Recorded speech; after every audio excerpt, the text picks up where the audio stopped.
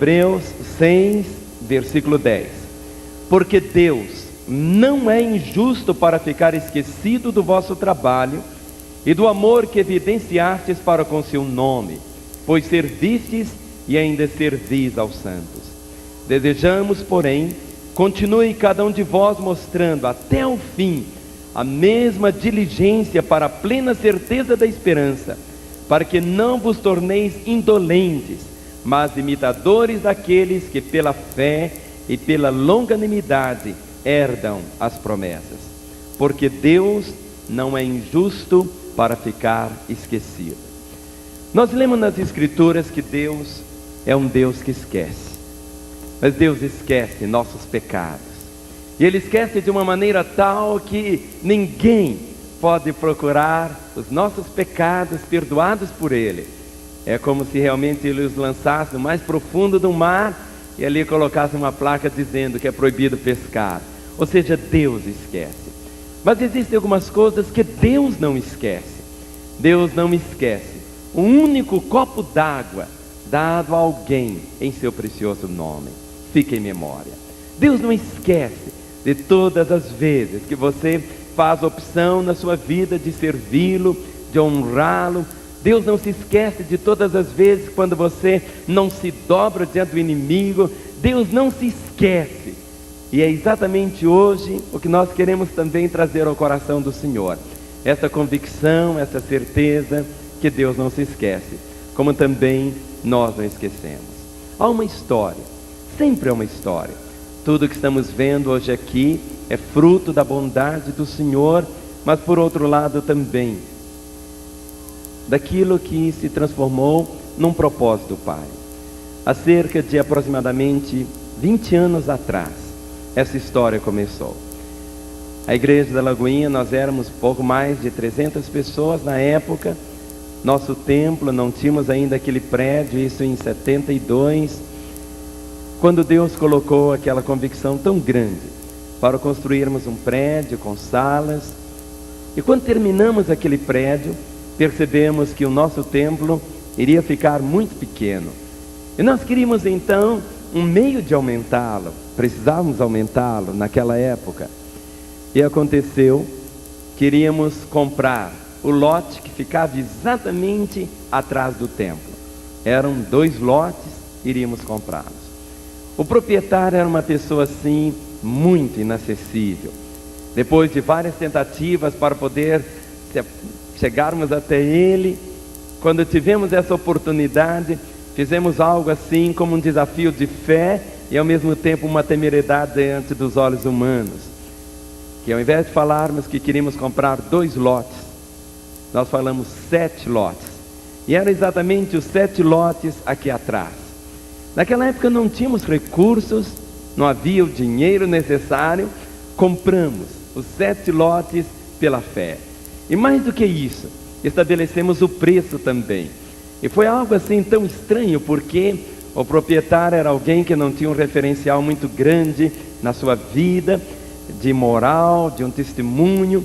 Mas quando falamos com ele, olha, Deus nos mandou ficar com esses 7 lotes, e o preço é esse preço, e nós vamos pagar da seguinte forma, estabelecemos para ele. E ele, que era um homem, um negociante tremendo, mas naquela hora ele estava nas mãos de Deus. E exatamente naquele momento, ele então disse, eu faço o negócio. E nós compramos. Mas o primeiro lote, que era um lote de aproximadamente quase 1000 metros quadrados, ele disse, esse lote eu não posso vender.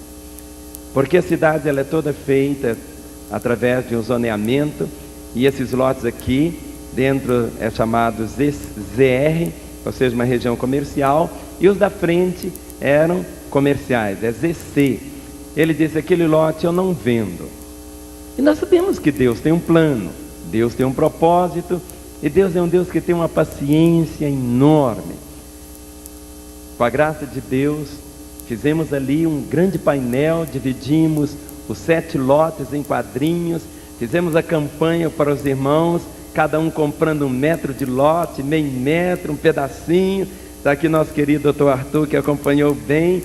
E à medida que nós íamos conquistando cada metro do lote, era como esse mosaico aqui, íamos colocando um X, até que completamos todo. Foi uma festa quando podemos afirmar que toda aquela área já tinha sido comprada e paga também. Mas e aquele lote? Aquele lote nós precisávamos dele. Voltamos ao proprietário e ele disse: eu não vendo, não vendo. Aquele homem tinha assim muitos conchavos, se podemos falar assim, com o governo. E naquela época o nosso governador era o governador Osanã Coelho, e a esposa dele, Dona Cibele, era alguém assim muito amiga.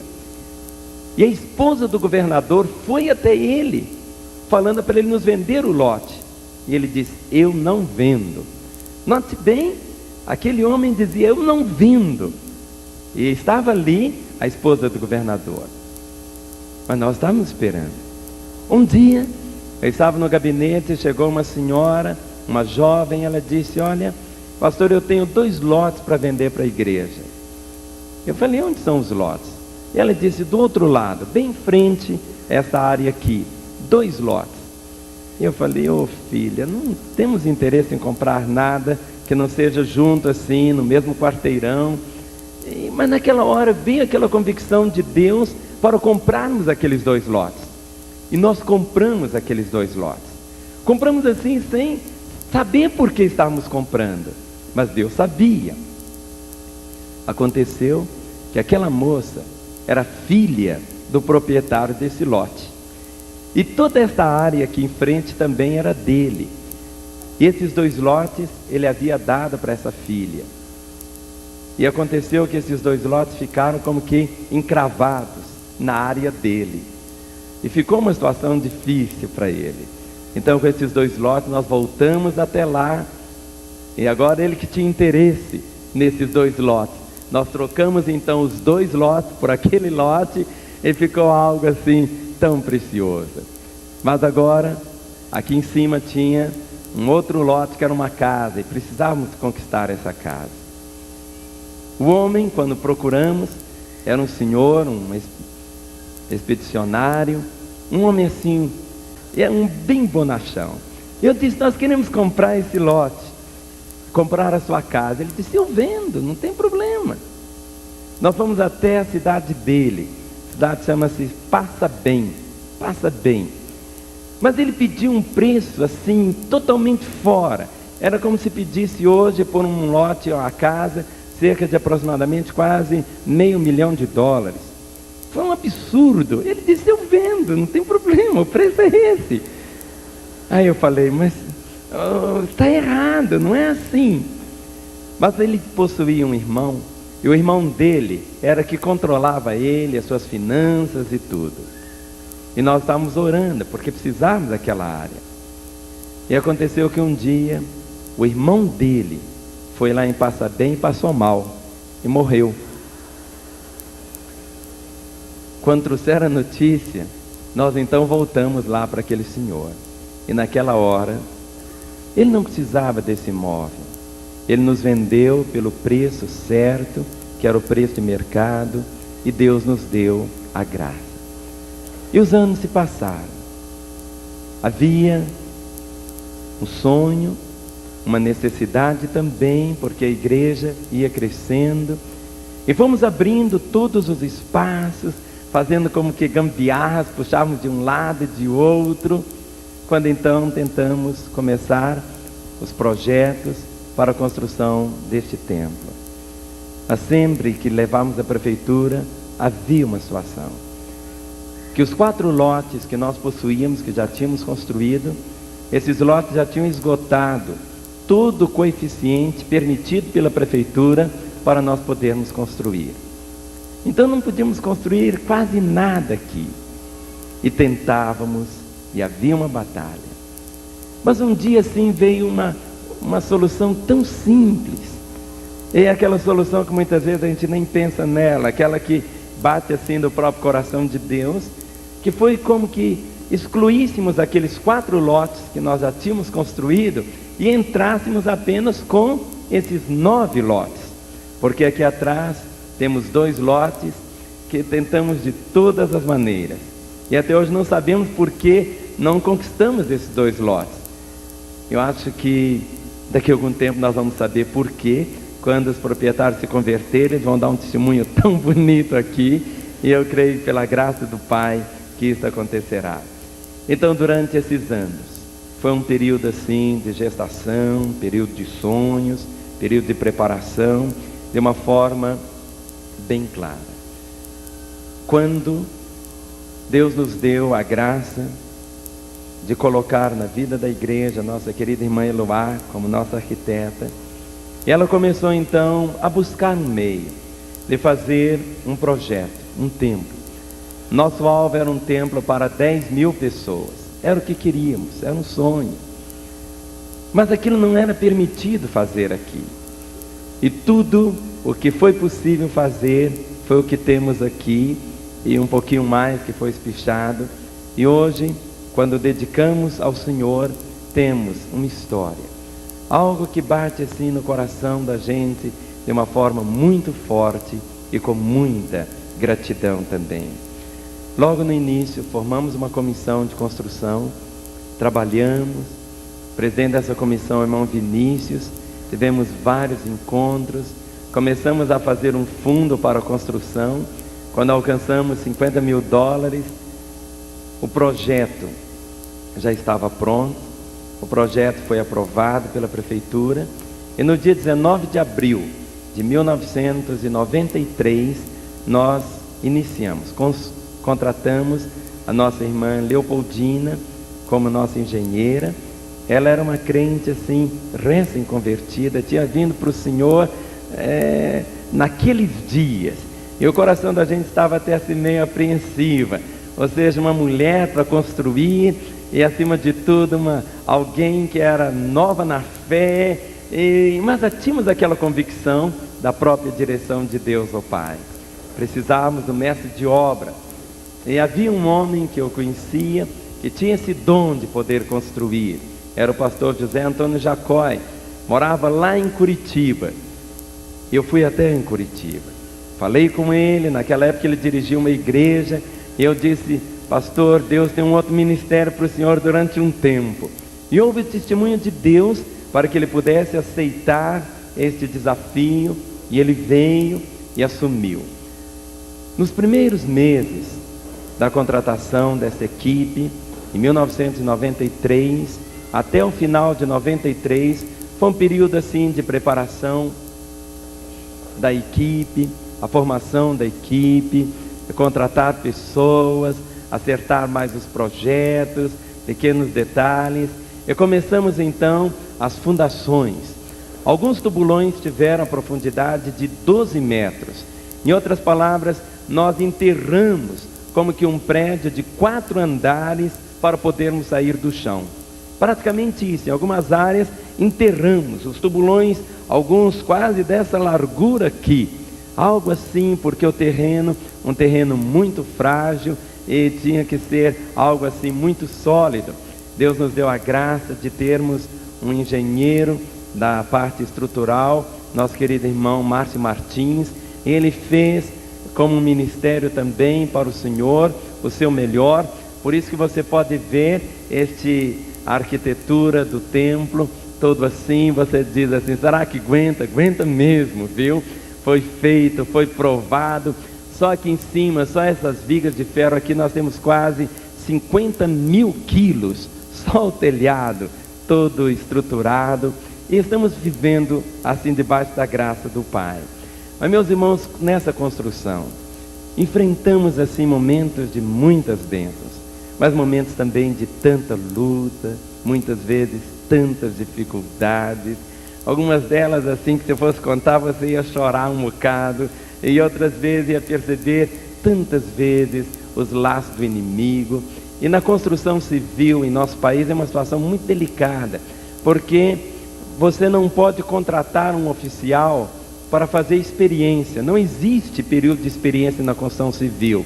Vem alguém que diz assim, na carteira dele está escrito que ele é pedreiro, mas ele muitas vezes não sabe nem peneirar a areia. Então você contrata alguém como marceneiro, ele não sabe nada. A lei é uma situação assim muito delicada. São pessoas que alguns têm muitas dificuldades, e nós tivemos muitas dificuldades. Houve época de nós termos aqui quase, aproximadamente 150, 200 pessoas trabalhando aqui. Passaram pela obra sem ser os empleiteiros que tinham a sua equipe, só que foram empregados da igreja, cerca de aproximadamente 300 que passaram, estiveram trabalhando aqui, e foi um momento assim muito interessante, mas por outro lado algumas vezes com muita dificuldade também. Mas vimos a provisão do Senhor. Houve uma época que as coisas pararam, ficaram emperradas, não saíam. E no domingo pela manhã, eu não sei se os irmãos lembram, nós falamos assim: olha, irmãos, hoje o nosso culto vai ser diferente. Nós vamos marchar em volta da construção. E numa manhã, nós saímos de mãos dadas, em volta de todo esse quarteirão, orando, invocando a graça do Senhor, quebrando realmente todas as influências do inimigo que procurava atrapalhar, e como procurou atrapalhar. Mas logo depois daquele tempo, quando fizemos isso, alguém sempre vinha para aqui, passava o dia inteiro aqui orando. Havia um irmão chamado Ronaldo que vinha aqui só para orar. Ele ficava o dia inteiro aqui, o pessoal estava trabalhando, ele orava como se estivesse aqui uma multidão para ouvi-lo. E orava, os trabalhadores ficavam assim meio espantados, o que era aquilo. Mas aí começamos a perceber muitos entraves no mundo espiritual, e que foram sendo quebrados também no precioso nome do Senhor, e caminhamos pela bondade do Pai. Havia uma profecia, uma palavra, que o Senhor queria uma nova igreja no novo templo. Nova igreja não no sentido de caras novas apenas, nova igreja no sentido de uma nova compreensão do próprio chamamento, nova no sentido de pureza, de santidade, nova no testemunho, nova na garra, nova na dedicação ao Senhor. E Deus havia tirado aquela ansiedade para que pudéssemos subir logo. Estávamos aguardando o tempo do Senhor, e veio aquela convicção tão forte que era chegado esse tempo, e é por isso que hoje nós subimos. Hoje, quando você pode olhar em sua volta, e eu gostaria muito que no término do culto, principalmente aqueles que nos visitam, pudessem conhecer o templo, andar por aqui, subir, chegar até lá em cima, descer pelos outros salões, conhecer melhor esse espaço. Mas hoje, o que nós queremos mesmo é dizer ao Senhor Deus o quanto nós somos gratos a Ele, e o quanto Ele é precioso. Mas nós queremos nesta noite abençoar a todos os irmãos, a cada membro da igreja, a você que não apenas sustentou esta obra, porque esse período da construção, foi um período onde a igreja da Lagoinha mais avançou em toda a sua história, em todos os seus ministérios. Hoje são mais de 50 ministérios que a igreja realiza, são mais de 50, são mais de 60 missionários nos campos, em vários países. Nós não deixamos absolutamente de fazer nada daquilo que Deus havia nos ordenado para fazer. Foi um período de conquistas também. Conquistamos ali do outro lado uma área tão grande, onde vamos construir o prédio da nossa universidade. Conquistamos em frente aqui uma outra área, onde será o campus da universidade. Nessa semana acabamos de adquirir uma casa ali na esquina, onde uma casa relativamente grande, são 3 apartamentos, com uma área muito boa, onde teremos ali uma outra casa, não apenas para as vovós, mas de apoio. Construímos a casa pastoral com 18 gabinetes.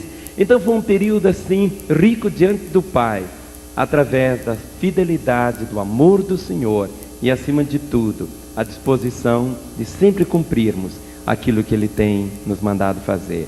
Por isso hoje, cada membro da igreja, eu gostaria tanto que o seu coração estivesse realmente marcado por gratidão a Deus, por louvor ao Senhor.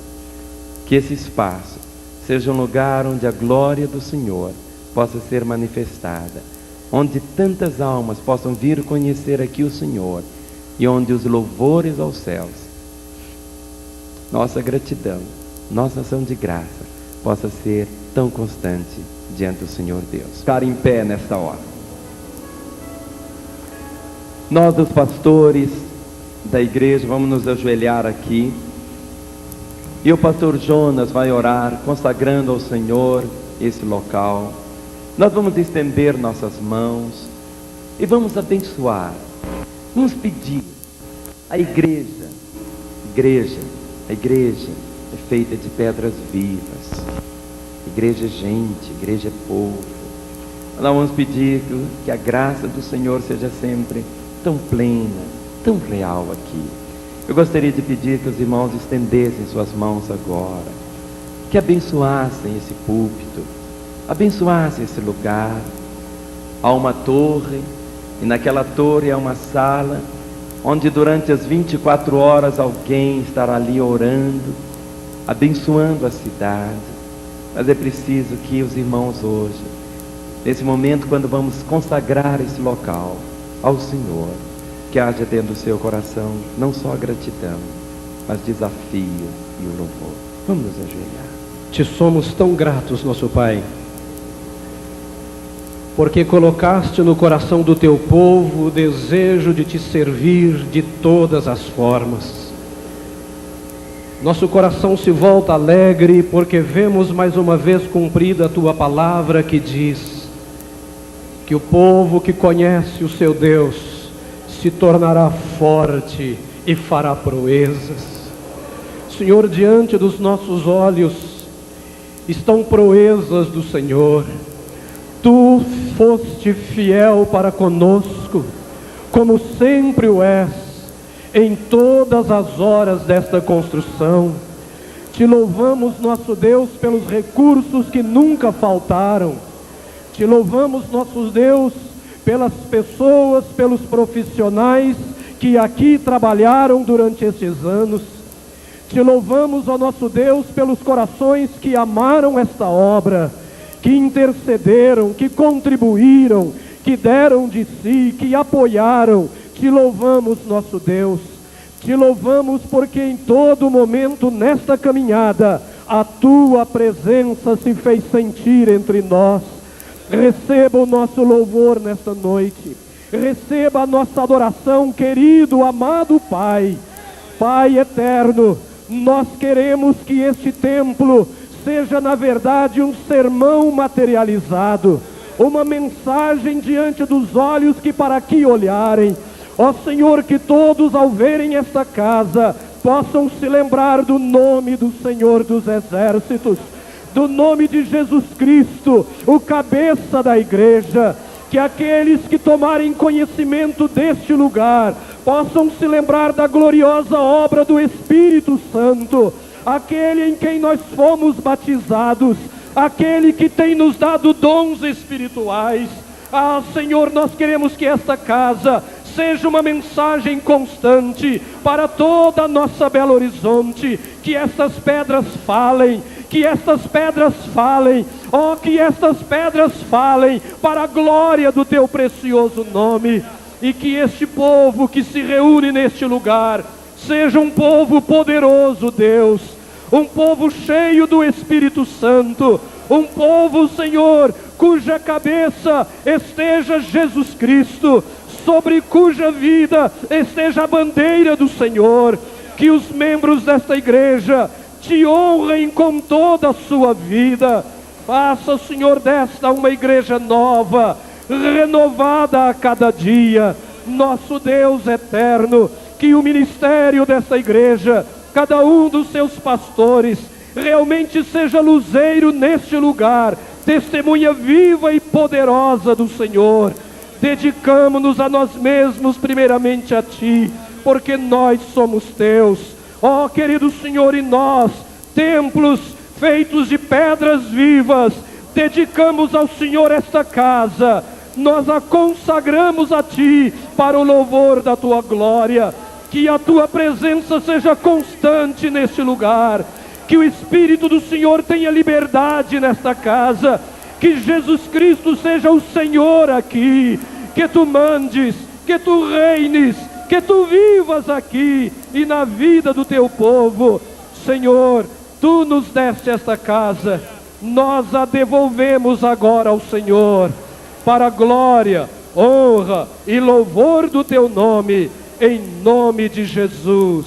Amém, amém, aleluia, aleluia.